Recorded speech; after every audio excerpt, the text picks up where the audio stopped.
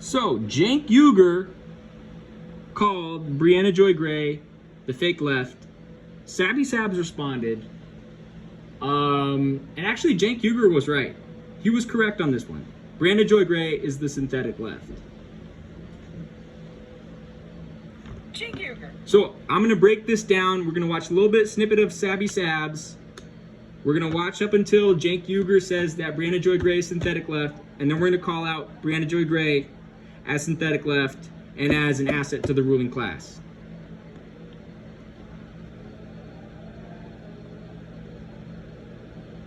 Cenk Uygur, over the past couple of months, maybe over a year and a half actually at this point, he has been smearing people on the left as right-wingers and Briahna Joy Gray is not the left. She is the synthetic left. as fake leftists.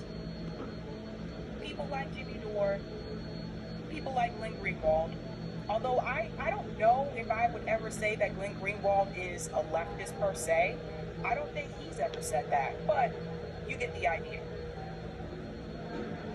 Recently, he's added someone else to that list.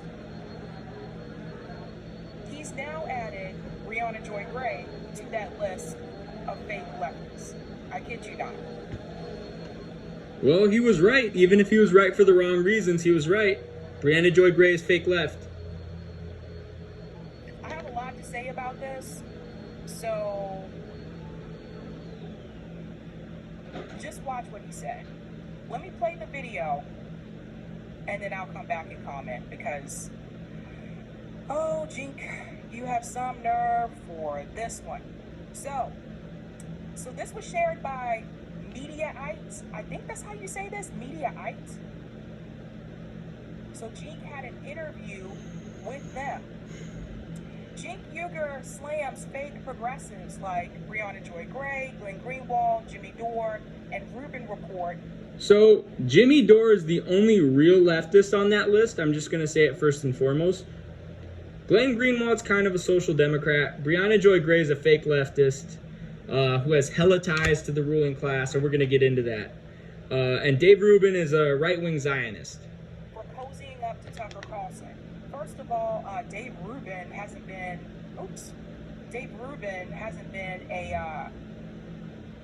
a leftist in a couple of years, so I don't know why he's mentioning him again. But listen to what he had to say, you guys. Mainstream media is disgusting in how they shut out progressives. In terms of the right wing, no. Briahna Joy Gray, unfortunately, is one of the people that are in the fake left. He's right. And so this has become a whole. Briahna Joy Gray is the fake left. And let me break that down on why Briahna Joy Gray is the fake left. So, Briahna Joy Gray did a softball interview with J Street co-founder and DC political operative, who is, by the way, hella sketch, Joel Rubin, while she was working for Zionist Bernie Sanders, who is an imperialist, a Zionist, and a right-wing hack. Now, who is this Joel Rubin guy? So, Joel Martin Rubin.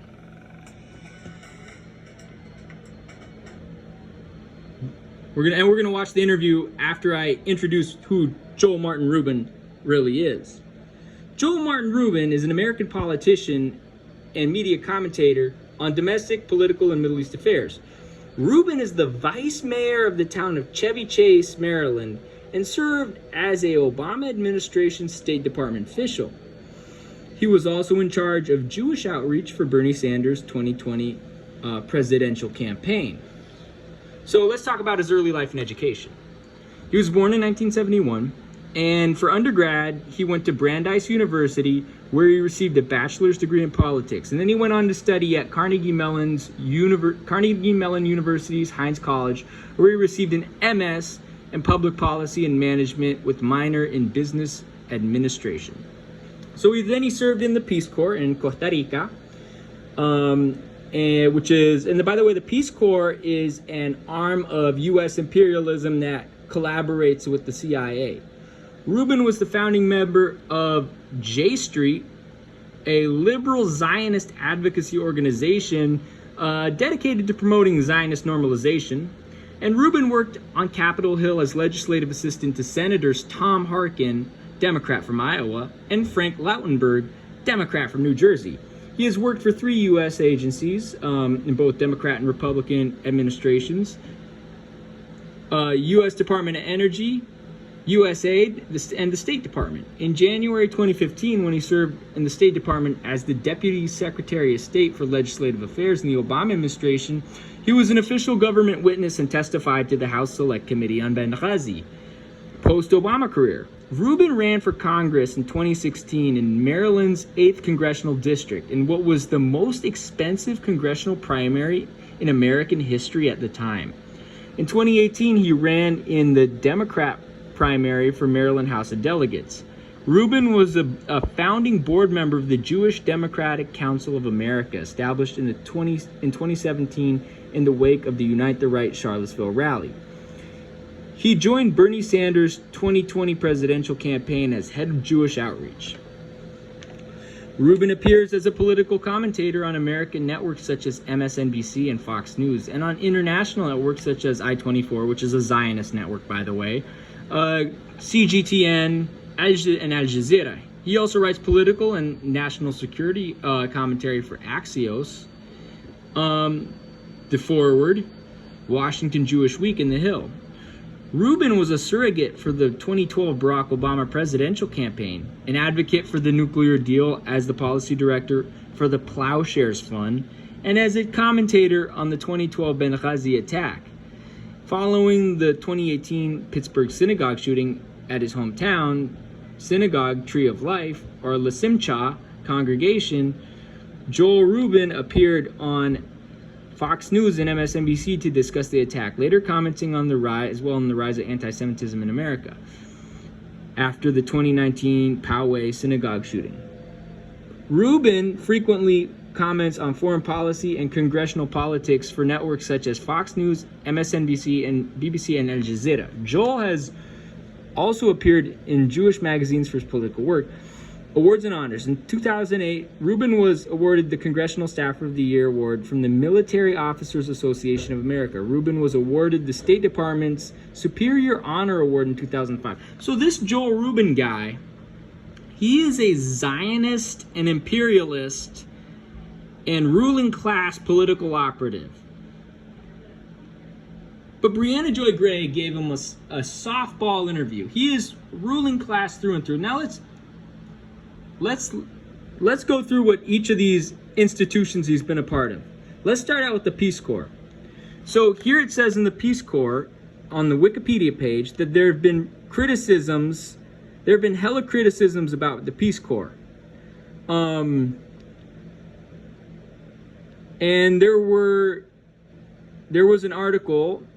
So critics and criticisms of the Peace Corps, including former volunteer and country director Robert Strauss in Foreign Policy, the New York Times, the American Interest, and elsewhere. An article included by former volunteer describing assaults on volunteers from 1992 to 2010, an ABC News report on 2020, and a Huffington Post article on former Peace Corps volunteers speaking out on the assaults that they went through when they were in the Peace Corps. And then let's see. So, the Peace Corps serves the interests of the CIA. You know that, right? They work with the CIA. Says some critics charge that the Peace Corps is only a somewhat ineffective attempt to counter damage done to the U.S. image abroad by its aggressive military and unscrupulous businesses. Many observers and some return volunteers charge that in addition to the public relations for the United States, the Peace Corps program served to legitimize dictators. Dictators that the U.S. likes, by the way. When he began evaluating the Corps in the 1960s, Charlie Peters found that they were training volunteers to be junior diplomats, giving them a course in American studies, world affairs, and communism. Although it is It seems unlikely the Peace Corps is used to convert. We know the Peace Corps is involved with the CIA, bruh. It is often used in conjunction with military interests. In a review of the Peace Corps in March, the House Select Committee on Hunger. The Peace Corps serves U.S. imperialism. Okay? And there's high rates of assault in the Peace Corps. In 2009, in the most recent year reported 69% of Peace Corps crime victims were women under 30 and 82% were Caucasian. So at the meeting of the House Foreign Affairs Committee in 2011, Peace Corps volunteers shared their experiences of being assaulted. And at this meeting, it was found that between 2000 and 2009, there have been several cases of this and attempted as well, and that 22 women were assaulted each year. Wow.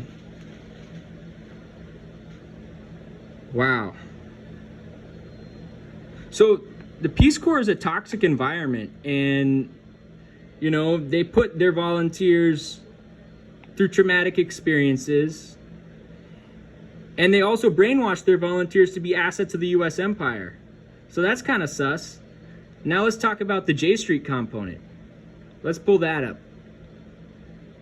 J Street is a liberal Zionist organization. Okay? So, according to J Street, the J Street PAC is the first and only federal political action committee whose goal is to demonstrate that there is meaningful political support, financial support to candidates for federal office from large numbers of Americans who believe in a new direction in American policy will advance U.S. interests advance U.S. interests. U.S. interests. Mira, U.S. interests. Let's read that again. Is the first and only political action committee whose goal is to demonstrate that there is meaningful political and financial support to candidates for federal office from large numbers of Americans who believe in new direction in American policy will advance U.S. interests, not Palestinian interests, not Syrian interests, not Lebanese interests, U.S. interests. You got to read between the lines on this. Advance U.S. interests. What does that mean? That means they're a Zionist cult. J Street is a Zionist cult. They said their stated aim is to end they're not conflicts, they're genocides. What's going on in Palestine is what the Zionists are doing over there is a genocide. So they're under the facade of peace. They're pushing a Zionist agenda under the false facade of peace. So J Street describes itself as the political home for pro-Zionist, pro-peace Americans who want the Zionist entity to be secure and democratic and national home of the Jewish people. So that's kind of racist against Arabs and Muslims right there, and bigoted against Christians right there. And that's what Zionism is, by the way. Zionism. So they have a bigoted Zionist genocidal agenda, advocating that policies that advance shared U.S. and Zionist interests as well as Jewish and democratic values leading to a two-state solution. So they're pushing a genocidal Zionist agenda, and this is what Joel Rubin founded. He was co-founder of this shit. And they're a Zionist lobby and so you know how K Street's where all the lobbyists are in DC? J Street's a reference to Jewish. So look at their agenda. J Street's stated political aim. See, J Street is a Zionist cult. Okay? And they praise the Zionist terrorist group called Kadima, which was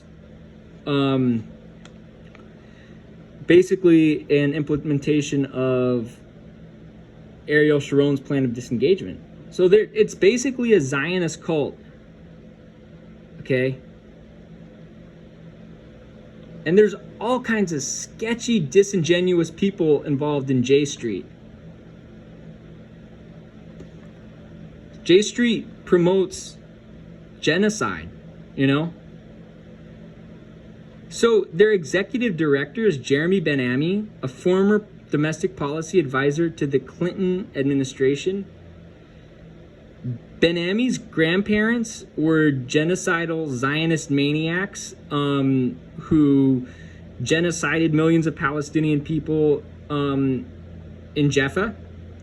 And his parents were Zionist squatters. And he is illegally squatted in Palestine.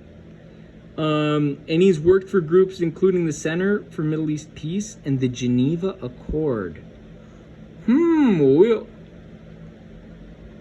And their advisory council, Deborah DeLee, who was chair of the DNC from 94 to 95, from Americans for Peace Now, Marcia Friedman of Brit Tzedek v. Shalom, I guess that's how you say it. Oh, so she's a literal Zionist squatter. We're gonna address all those. Samuel Lewis was an American diplomat. So from the State Department, so they have more State Department people there. And they gave Bernie Sanders $5,000 in 2018, making them his 33rd largest donor.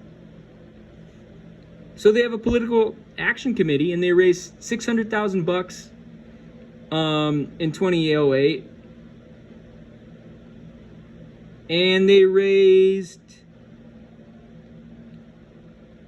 $2.4 billion in 2014, and endorsed 95 candidates. That was the most in history by a Zionist super PAC. 2016, $3.6 million to 124 candidates. Wow. And now you have all these freaking Maronites from Detroit that are supporting J Street. Like Lebanese American businessman Richard Abdu, that sounds like a Maronite last name. And he's a board member of AMID East. Sounds like a CIA think tank.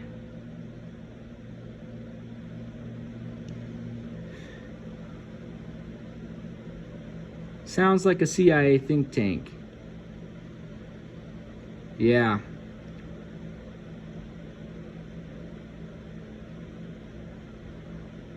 And so they do Zionist lobbying, basically. So its budget for its first year budget for fiscal 2009 was $100.5 million. And they want to be like Move On and the Barack Obama presidential campaign. So that's imperialist. And they visited with Mahmoud Abbas, who is part of Fatah, and Fatah is the Zionist sellout wing of the Palestinian government. And let's see. Notice how they support the PA, but they don't support Palestinian Islamic Jihad, and they don't support Hamas. Notice that?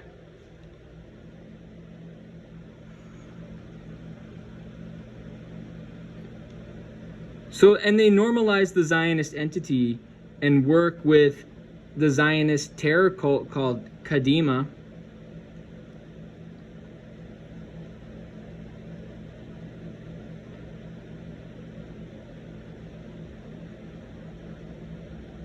So they're liberal Zionists.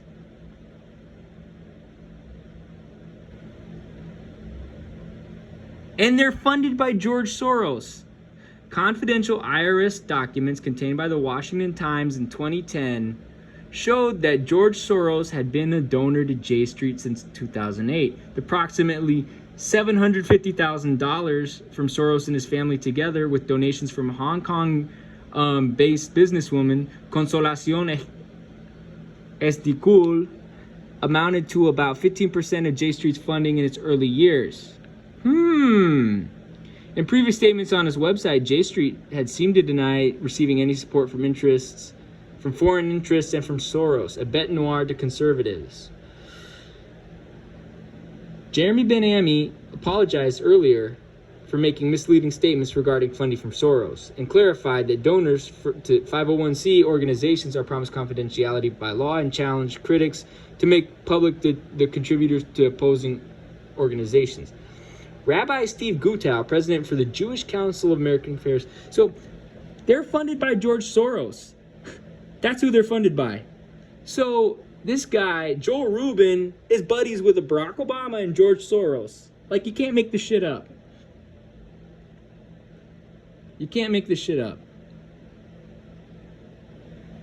That's who J Street is.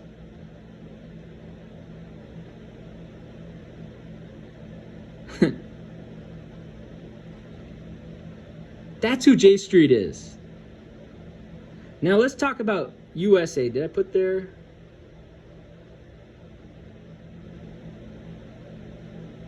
Let's talk about USAID because that needs to be talked about.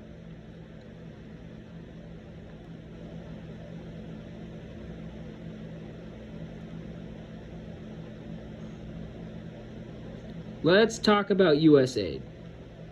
Controversies and criticism. So, hella people have had criticisms about USAID. USAID frequently contracts with private firms or individuals or specialists. Let's talk about economic interests.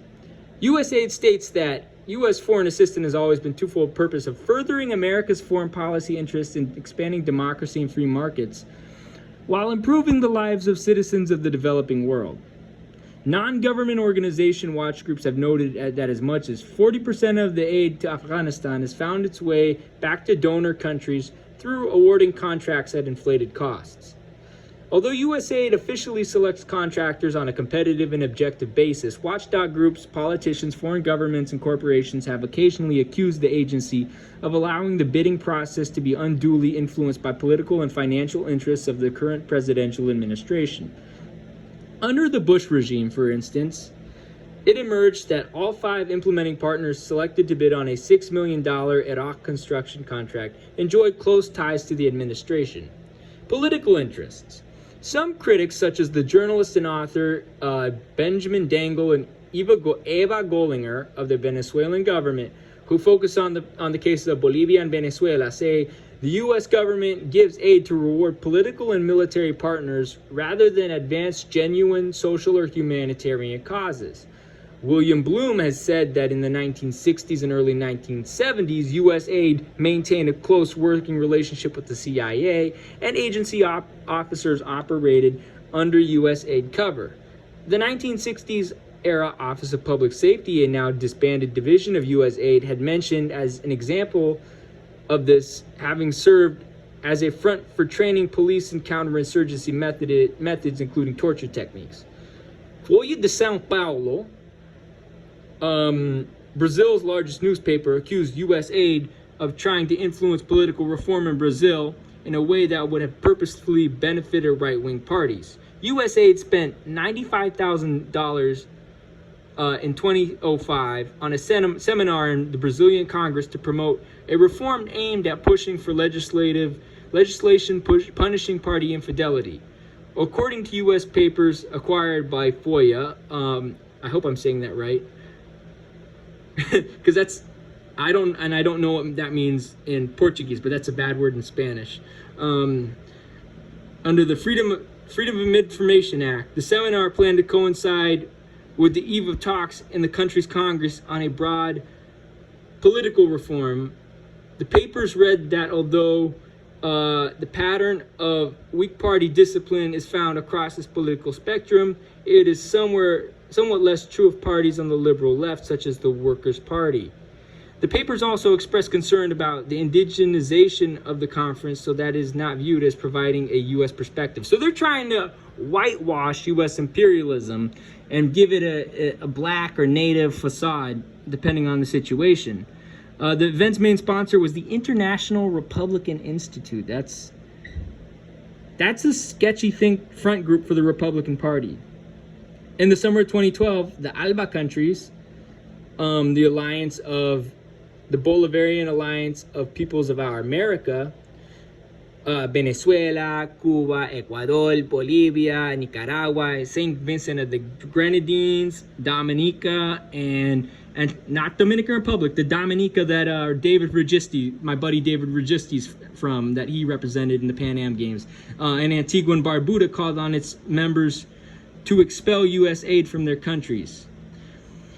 Influence on the United Nations. Several studies suggest that foreign aid is used as a political weapon for the U.S. to elicit desired action from other nations. A state's membership on the UN Security Council can give it considerable raise of U.S. assistance.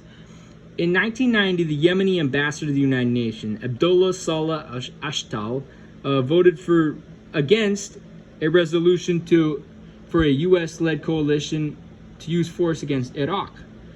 U.S. ambassador to the UN, Thomas Pickering, walked to the seat of the Yemeni ambassador and retorted, "That was the most expensive no vote you ever cast." Immediately, U.S. aid ceased operations and funding in Yemen. State Department terror list. U.S. aid requires NGOs to sign a document renouncing terrorism as a condition of funding. Issam Abdul Rahman, media coordinator for the Palestinian NGO network, a body representing 135 NGOs in the West Bank and the Gaza, said his organization takes issue with politically conditioned funding. Also, the PFLP, listed as a terrorist organization by the U.S. State Department, said, and slandered by the U.S. State Department, I may add, said that the U.S. aid condition was nothing more than an attempt to impose political solutions prepared in the kitchens of Western intelligence agencies to weaken the rights and principles of Palestinians, especially the right of return. So, and here's something else about renouncing prostitution and sex trafficking. In 2003, Congress passed a law providing U.S. governments to fund private groups to help fight AIDS and other diseases all over the world through U.S. aid grants. One of the conditions imposed by the law on grant recipients was a requirement to have a policy explicitly opposing prostitution and sex trafficking. In 2013, the Supreme Court ruled that the Agency for International Development v. Alliance for Open Society International, Inc., that the requirement violated the First Amendment's prohibition against compelled speech. So the USAID is a sketchy organization, and that was another organization that Joel Rubin was involved with. And let's talk about some of the publications is written for. We're going to start with, and other organizations he's been a part of. Let's talk about the Forward. The Forward, we'll go for the Forward, Washington Jewish Week, and the Plowshares Fund, because that's going to be really indicative of who Joel Rubin is. So the Forward is an audience. It caters to a Jewish audience. It was a Yiddish language paper initially, but then expanded to English. And it was kind of a social democrat paper, right? And it's kind of it's a liberal Zionist paper, okay? It's a liberal Zionist paper. You know, they do liberal Zionist propaganda. Now, Washington Jewish Week. Ooh, AIPAC controversy. So let's news. So, like I said, newspaper that caters to a Jewish audience, probably Zionist. Oh, okay. It was founded in 1930, okay.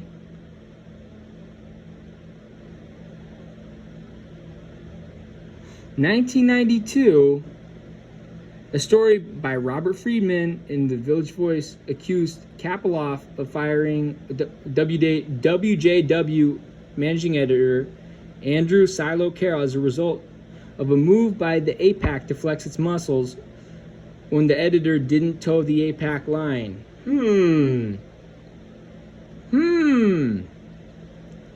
So this is an AIPAC influenced Zionist publication. That's why they're having Joel Rubin write for them. And let's talk about the Plowshare Fund. Plowshare Fund was founded by Sally Lilienthal. Lilienthal. So she is a nuclear disarmament activist.